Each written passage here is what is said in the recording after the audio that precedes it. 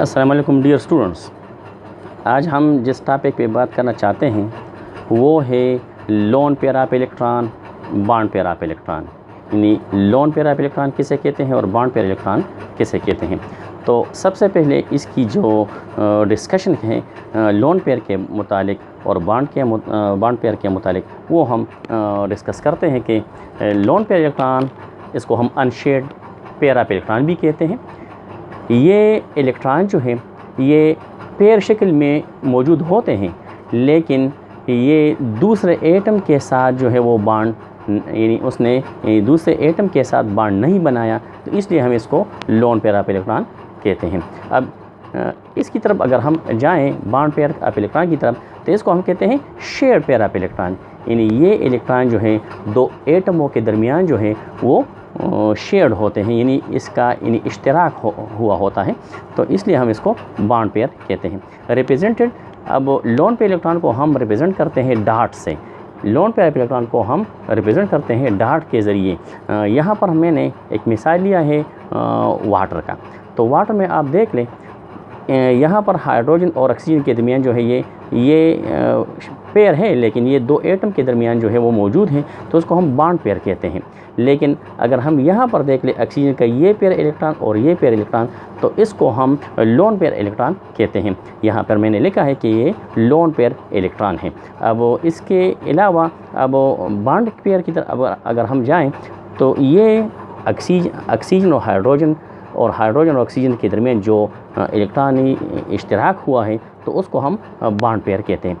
तो इसको हम डॉट के ज़रिए रिप्रेजेंट करते हैं और इसको हम डैश के ज़रिए रिप्रेजेंट करते हैं। किसी भी दो एटम के दरमियान जब इलेक्ट्रॉन इश्तराक करता है, तो नतीजे के तौर पर जब दो इलेक्ट्रॉन शेयर होते हैं, तो उसके लिए हम एक डैश जो है वो लिखते हैं। जब दो इलेक्ट्रॉन एक एटम से और दो इलेक्ट्रॉन दूसरे एटम से प्रोवाइड होते हैं, यानी मजमूई 4 इलेक्ट्रॉनों के इश्तराक से दो बॉन्ड पेयर बनते हैं। तो यहाँ पर मैंने यानी डैश जो है ये हाइड्रोजन और ऑक्सीजन के दरमियान ये डैश जो है ये सिंगल बॉन्ड या सिंगल कोवेलेंट बॉन्ड को ज़ाहिर करता है। इसको हम यानी बॉन्ड पेयर को हम डैश के ज़रिए हम ज़ाहिर करते हैं। अब lone pair electron form coordinate covalent bond. Loan pair electron ये कोऑर्डिनेट के लिए इस्तेमाल होता है, यानी मिसाल के तौर पर हाइड्रोजन ऑक्सीजन के दरमियान जो बॉन्ड बनता है ये कोवेलेंट है, लेकिन जब ये बाद में जब H3O बनाता है, यानी H3O पॉजिटिव हाइड्रोनियम आयन, तो उसके फॉर्मेशन के लिए ये लोन पेयर इलेक्ट्रॉन जो है वो मौजूद होगी। तो इसको हम कहते हैं कि ये कोऑर्डिनेट कोवेलेंट बॉन्ड के लिए ये इस्तेमाल होता है। और ये बॉन्ड पेयर जो है ये कोवेलेंट बॉन्ड जो है उसको बनाने के लिए ये इलेक्ट्रॉन इस्तेमाल होते हैं। अब अट्रैक्टेड बाय वन न्यूक्लियस। अब लोन पेयर इलेक्ट्रॉन को देख लें, तो इस ऑक्सीजन के इर्द गिर्द दो लोन पेयर इलेक्ट्रॉन होते हैं, एक पेयर ये और एक पेयर ये इलेक्ट्रॉन मौजूद होते हैं। तो इस इलेक्ट्रॉन पर और इस इलेक्ट्रॉन पर सिर्फ ऑक्सीजन जो है वो अट्रैक्टिव फोर्स रखता है, या हम इसको इस तरह भी कह सकते हैं कि ये ऑक्सीजन के साथ जो है ये लोन पेयर इलेक्ट्रॉन है। तो ऑक्सीजन का एक न्यूक्लियस, ऑक्सीजन के साथ जो एक न्यूक्लियस है वो इस लोन पेयर इलेक्ट्रॉन को अट्रैक्ट करता है, तो इसलिए हम कहते हैं कि इसके यानी इस पर एक न्यूक्लियस का असर होगा। इसके अलावा अगर हम बॉन्ड पेयर की तरफ जाते हैं, तो बॉन्ड पेयर इन हाइड्रोजन और ऑक्सीजन के दरमियान, यहाँ पर हाइड्रोजन और ऑक्सीजन के दरमियान ये बॉन्ड पेयर हैं। तो इसको आप देख लें, हाइड्रोजन और ऑक्सीजन के दरमियान जो ये पेयर मौजूद हैं, तो इस पर इस हाइड्रोजन के न्यूक्लियस और ऑक्सीजन के न्यूक्लियस का अट्रैक्शन जो है वो मौजूद होगा।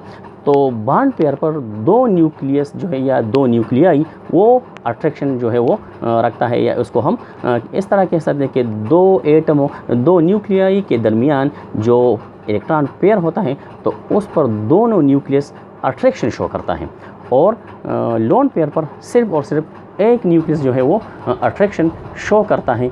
तो इसलिए हम कहते हैं कि अट्रैक्टेड बाय वन न्यूक्लियस और attracted by both atoms nuclei. अब it repulsive power is high. अब लोन पेयर इलेक्ट्रॉन जो है इसकी रिपल्सिव पावर जो है वो ज़्यादा होगी। मिसाल के तौर पर इस वाटर के दरमियान जो एंगल मौजूद होता है वो है 104.5, यानी हाइड्रोजन, ऑक्सीजन और हाइड्रोजन के दरमियान जो बॉन्ड एंगल यहाँ पर होता है तो 104.5 होता है। और यहाँ पर ये ऑक्सीजन के जो इर्द गिर्द इलेक्ट्रॉन होते हैं ये इन्होंने ज़्यादा इलाका जो है वो घेर लिया है, यानी according to VSEPR theory lone pair will repel more as compare to bond pair and lone pair, and lone pair repulsion is more as compare to bond pair and bond pair. तो उसकी रूह से electron जो lone pair होते हैं और lone pair उसके दरमियान जो रिपल्सिव पावर जो है वो ज़्यादा होगी।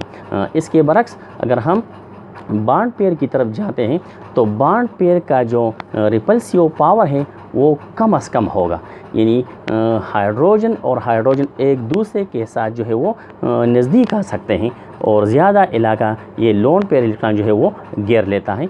तो इसलिए हम कह सकते हैं कि रिपल्सिव पावर जो है वो बॉन्ड पेयर में कम होगा और लोन पेयर में जो है वो ज़्यादा होगा। मिसाल के तौर पर पानी में हमने लोन पेयर और बॉन्ड पेयर जो है वो डिस्कस किए हैं। तो उम्मीद है आपको ये वीडियो अच्छी लगी हो। शुक्रिया।